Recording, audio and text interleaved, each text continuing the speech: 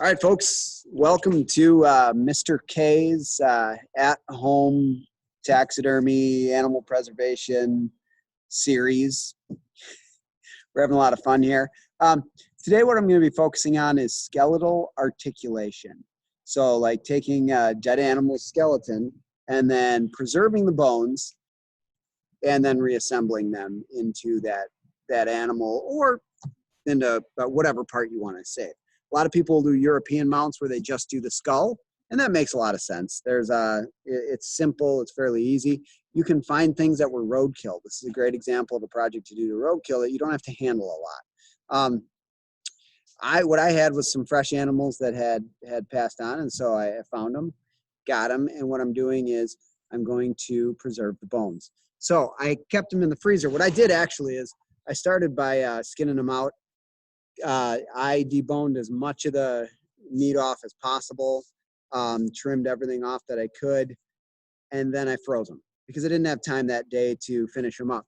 Now today, my plan is to take those bones, which I thawed yesterday by throwing into a cooler, and I'm going to pull those bones out, clean them up just a little bit more if needed, and then separate them out and put them into a cooker and kind of simmer them for about 4 or 5 hours because I'm working with a small animal here.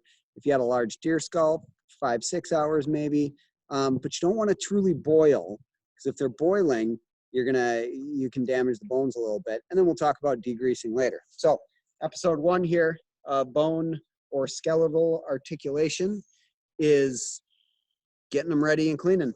So I go to my cooler here. Pull my bag of bones out. They're thawed. And this should be super pleasant.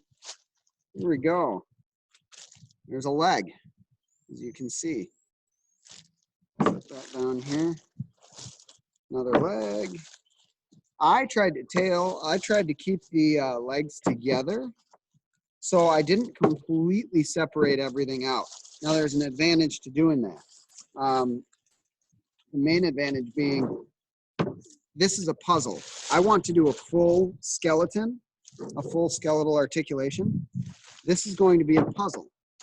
If I keep the pieces to, one leg at a time, it makes putting the puzzle back together a lot easier.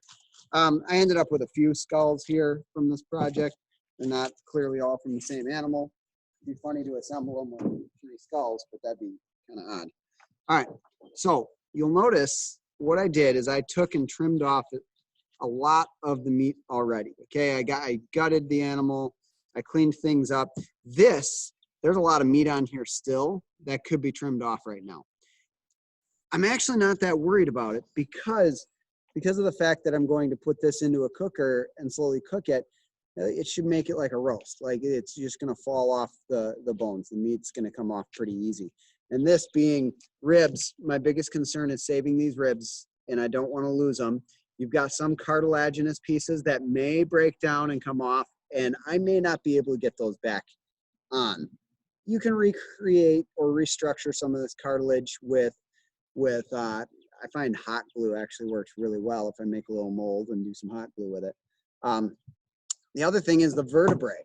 The vertebrae look really unique. You can tell. One big thing I like to do is I will take a picture of this because this is showing me that my vertebrae with the longest points here are going to be right around where those ribs will start coming off, okay? I know what my cervical vertebrae look like. The first one being very large and the rest a little smaller. My lumbar vertebrae are very different in shape and texture. So I will be trimming this one up for you in this video, hopefully. The legs, you'll see I got the leg here. I left it attached, but I got as much meat off as possible. I could trim off a little bit more here, which actually I might do shortly. So skull I cleaned out. I got the brain out because if you cook it with the brain in, it can be really hard to remove afterwards. That can be a big pain in the neck. So I removed most of the brain. And what I'm going to demonstrate now is trimming up around the bones, around the bones. Here, so let me lower this a little bit. All right. I'll get my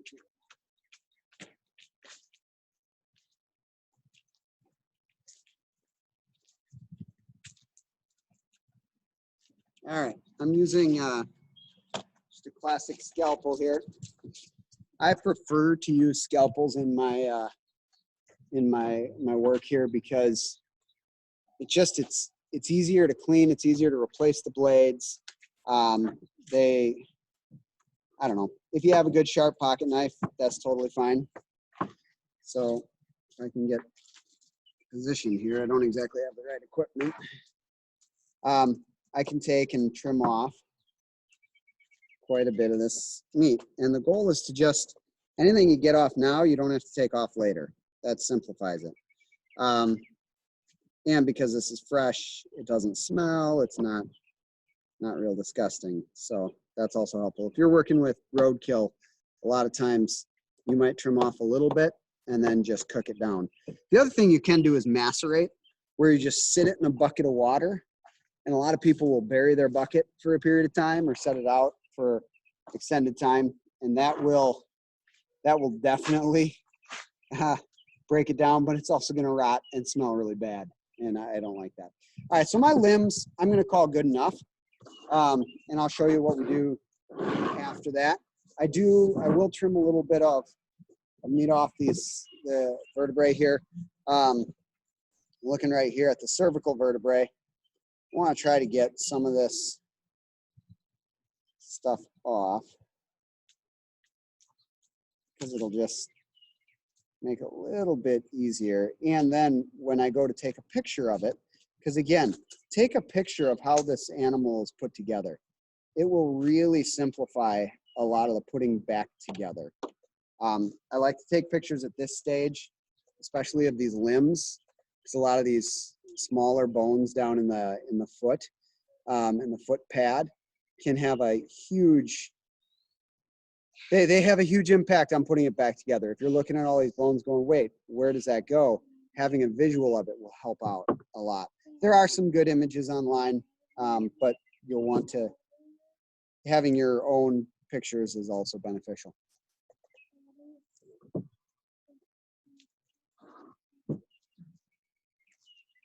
All right.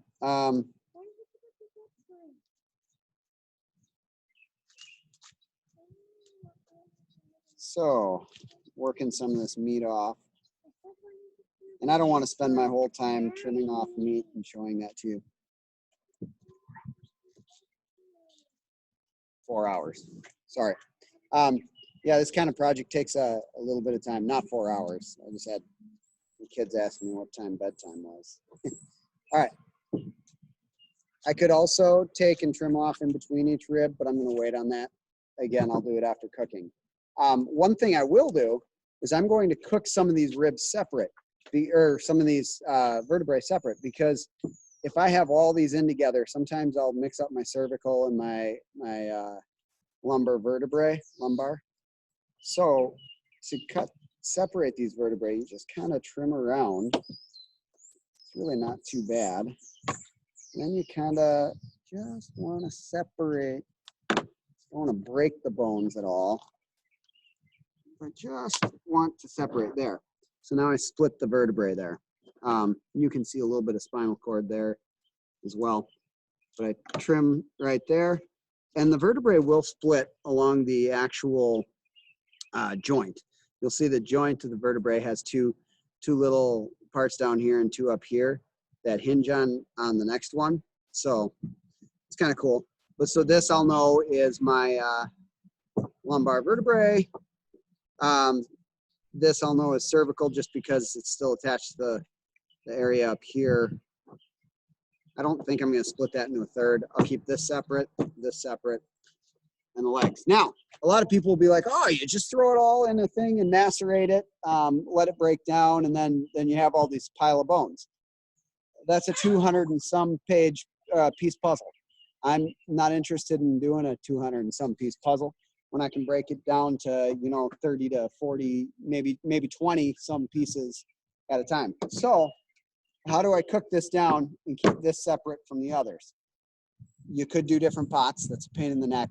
And I actually have a Nesco dedicated to taxidermy. It's my taxidermy cooker. So what I'll do is I'll fill that. I'll take this cheesecloth here, which once again, this cheesecloth isn't going back inside for anything but taxidermy or really skeletal articulation. So I'll take a chunk of cheesecloth. I'll make myself a little bag. And that's how I'll manage to keep all this stuff together.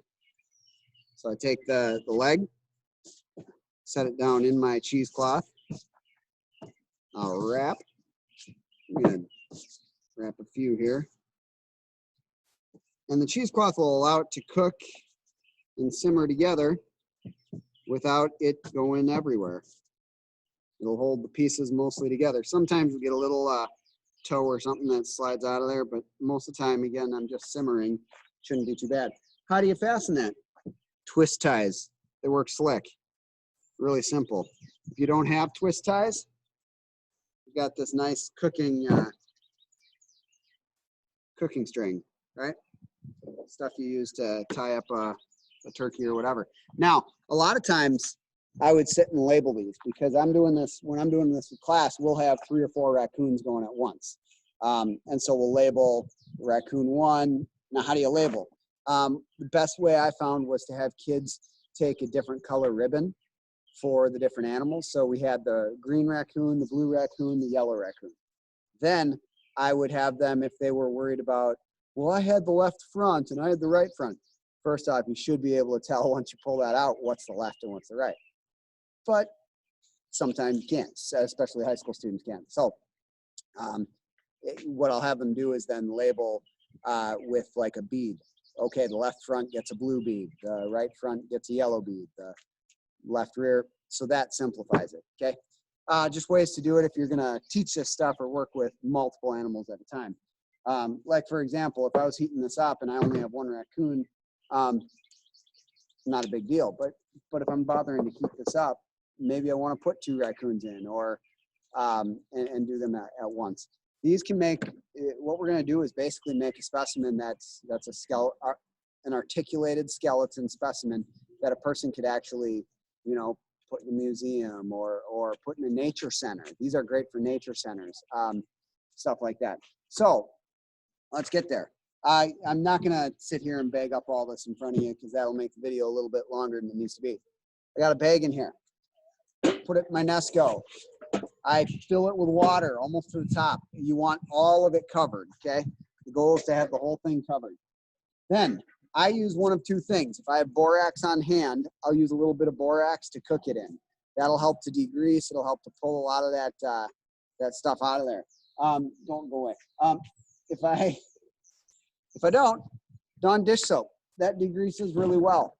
Now, depending on the type of animal you have, after you cook it, you'll pull it out, you'll look at the bones, and they're gonna need another step, okay? After I trim off any of the meat that was ready to fall off the bones, they're gonna need another step, and we'll get to that in video number 2, okay? This is gonna be a 3-part series, I believe, maybe 4. First part being, how do you get bones? 1, roadkill, whatever. You can macerate, you clean them, cooking. Then step 2 is going to be,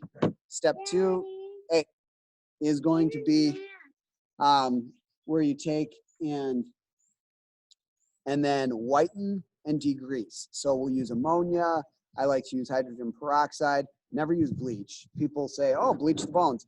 Yeah, it's a phrase, that's fine, but don't actually bleach the bones. You're gonna have some damage there. So we'll do some hydrogen peroxide. I'll show you some tips on that. And then the 3rd step is once those bones are ready, how do you assemble them? What do you use to glue them together? Rods, pins, wire, and we'll assemble. So this was step 1. Thanks for joining me. If you have questions, shoot them along.